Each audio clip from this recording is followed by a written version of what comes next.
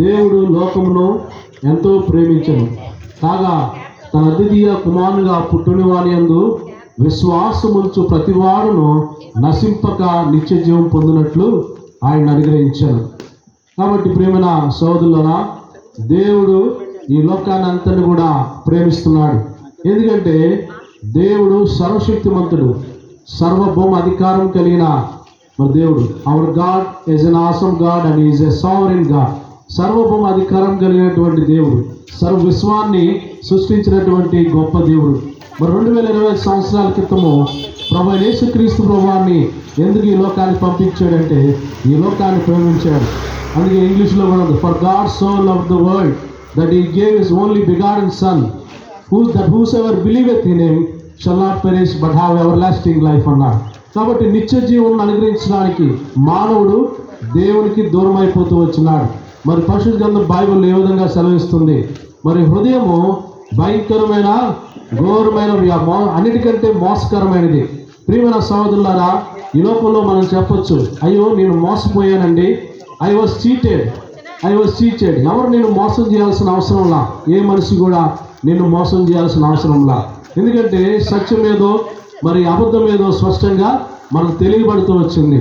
మరి మన హృదయమే మోసం చేస్తుంది. ఒక మనిషి పతనమైపోవడానికి మనిషి యొక్క ఆలోచనలు, మనిషి యొక్క హృదయం ఏం చేస్తుందంటే మానవుని ఏం చేస్తుందంటే నాశనాన్ని నడిచేస్తుంది. అదేవిధంగా మరి దేవుని ఎందుకు మరి మోసం చేస్తుందంటే దేవుని యొక్క ఆజ్ఞను మానవుడు అతిక్రమించాడు. అంటే దేవుని యొక్క మాట వినకుండా మానవుడు దేవునికి దూరం అయిపోతూ వచ్చాడు. అందుకే పరిశుద్ధ గ్రంథం బైబిల్లో ఉంది, ఏలైనగా పాపం చే ప్రతివాడును ఆజ్ఞను అతిక్రమించును. ఆజ్ఞాతిక్రమమే పాపం. పాపం అంటే ఏదో పెద్ద భూతంలాగా చూపించాల్సిన అవసరంలా. పాపం అంటే దేవుని ఆజ్ఞను అతిక్రమించమే పాపం. మన పిల్లలు ఎవరైనా తప్పు చేస్తే వాళ్ళని ఖండిస్తాం, ఇది కాదు నాన్న అని చెప్తామని. కాబట్టి ఆ యొక్క మరి దేవుని మాట వినకుండా, దేవుని మాటకు లోబడకుండా మానవుడు మరి దేవునికి దూరం అయిపోతూ తన ఇష్టానుసారంగా జీవిస్తూ వచ్చాడు.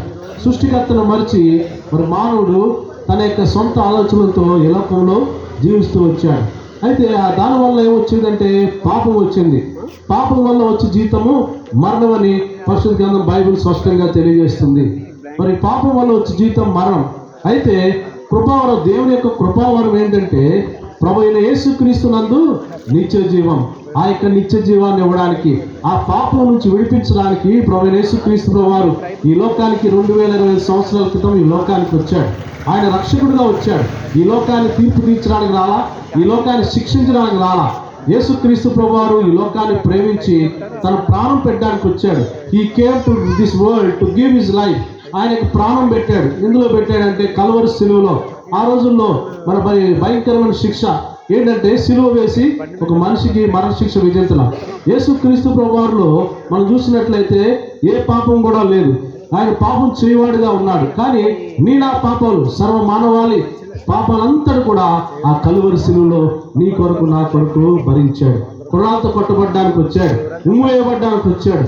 నా పాపం అంతా కూడా, నా దోషములు, నా అతిక్రమములు, మన అతిక్రమములను, మన శాపాలు, దేవుడి నుంచి వచ్చినటువంటి శాపం. ఎందుకంటే మానవుడు దేవునికి దూరంగా జీవిస్తూ దేవుడికి విరోధంగా జీవిస్తున్నటువంటి సందర్భంలో శాపం వచ్చింది.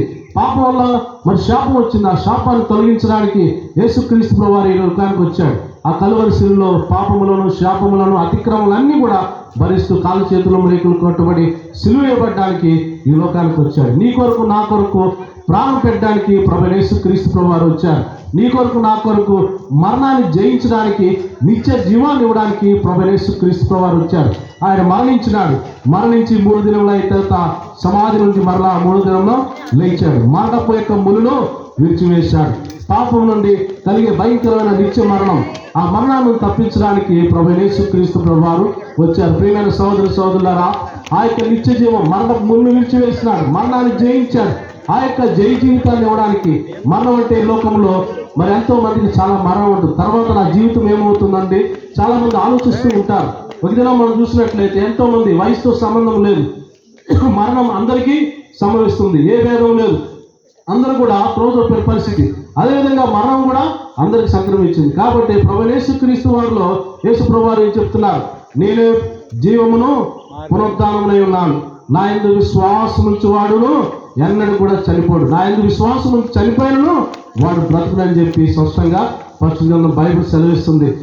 ప్రియమైన సోదరులారా, ఈ లోకానికి యేసుక్రీస్తు ప్రభువారు రక్షించడానికి వచ్చాడు, నిన్ను రక్షించడానికి వచ్చాడు, నన్ను రక్షించడానికి వచ్చాడు.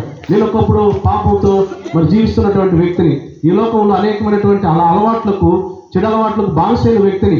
ఒక దినం నా జీవితం ఎందుకో అర్థం కానటువంటి పరిస్థితి, శాంతి లేదు, సమాధానం లేదు. బీచ్లకు వెళ్ళాను, అనేకమైన ఎంటర్టైన్మెంట్ ప్లేస్కి వెళ్ళాను, అనేకమైన డాన్సులకు వెళ్ళాను, అనేక స్నేహితులు, విస్తారమైన స్నేహితులు సంపాదించుకున్నాను. కానీ నా జీవితంలో శాంతి లేదు, నా జీవితంలో సమాధానం లేదు. నాకు డబ్బు ఉంది, అన్నీ ఉన్నాయి, కానీ శాంతి లేదు, సమాధానం లేదు. అయ్యో నా జీవితం ఏంటి? అర్థం కాని జీవితం.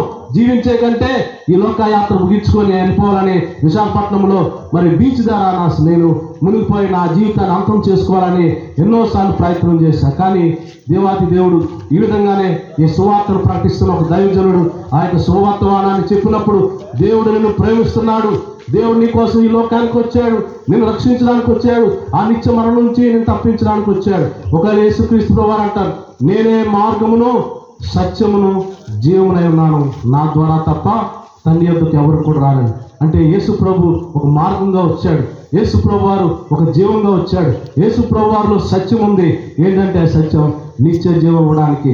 పాపంలో, హృదయంలో అనేటువంటి ఇందాక చదివాం కదా, బైబిల్లో ఉన్నది, హృదయమో అన్నిటికంటే మోస్తుంది, అది ఘోరమైన వ్యాధి కలది. ఆ భయంకరమైన ఘోరమైన వ్యాధిని తొలగించడానికి ప్రభువైన యేసుక్రీస్తు ప్రభువారు వచ్చాడు.